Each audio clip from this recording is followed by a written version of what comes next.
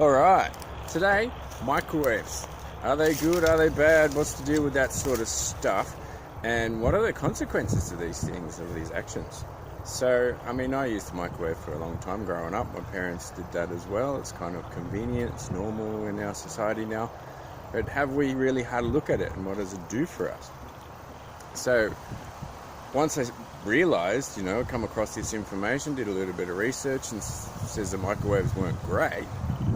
Let's face it, they are very, very convenient, and to be able to zap the food is great, but guess what? What are we actually doing?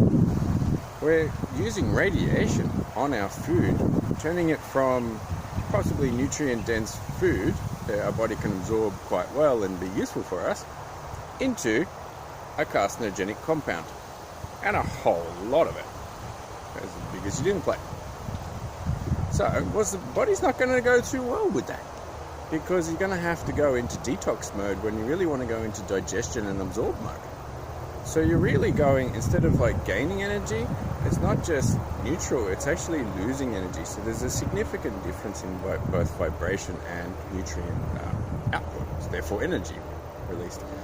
And of course, as a result of one of the many things that my parents did, and we forgive them because they didn't know, is we used the microwave for a very long time, and I would inevitably, subconsciously have to run and sweat and do extreme exercise in order to get out that radiation that was input into my body.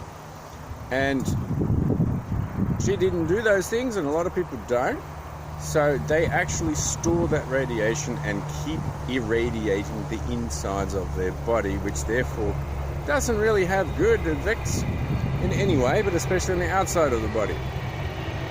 And of course, if we can apply the esoteric spiritual concept of as above, so below, as within, as without, by putting in radiation, toxic radiation, and carcinogenic food, we're going to get that out in our wider lives. And it's going to come because it's down the bottom, below, it's going to come up at the top in, essentially socially programmed irradiated thoughts. Not helpful at all. I used to have lots of that. But because I've done a lot of sweating and heavy metal detoxing, I can generally get away with this a lot better now. It does take a lot of Bikram yoga and a lot of near-infrared saunas, which are very helpful because you can actually see the radiation coming out of people's bodies. You can actually see it, especially with high-dose niacin, and the combination with that sweating is very, very helpful. It's really unusual to see, and it's like, whoa, man, what's going on here? And of course, if it's within and we're putting in radiation for say 20 or 50 or 70 years, then we are so irradiated we don't see it or feel it, but then what are we going to attract? We're going to attract X-rays, because we're going to have such a decrepit body that we're going to need to find out what's going on. Adding more radiation in. Helpful, not so much. What happens next? Well, then we get so many diseases and disorders in the body from all the heavy metals and the toxic carcinogens who are already filled within our environment, internally and externally. Then we're going to attract radiation therapy and chemotherapy. Yeah. These things are absolute killers. Look, not many people survive.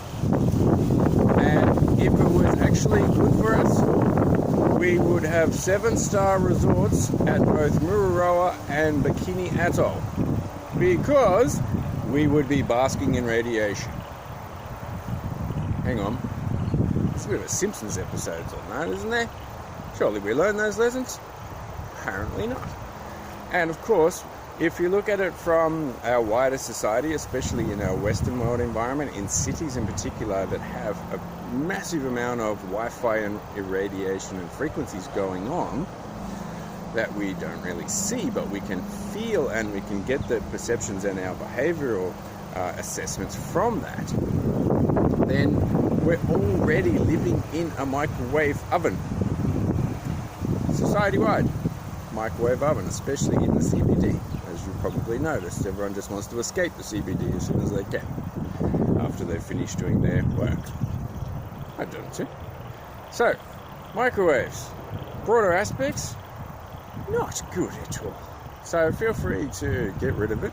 Try doing the whole traditional cooking in a pot and a pan. As soon as I started doing that, I really noticed the differences in my body and my energy levels immediately.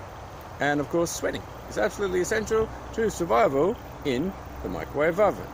So, and also in Russia, until Perestroika, when all the capitalism came in, microwaves were illegal because they are the ones that developed it properly, and they knew what the effects it had on the body. So, might be worth reconsidering, huh? Yeah, I thought so.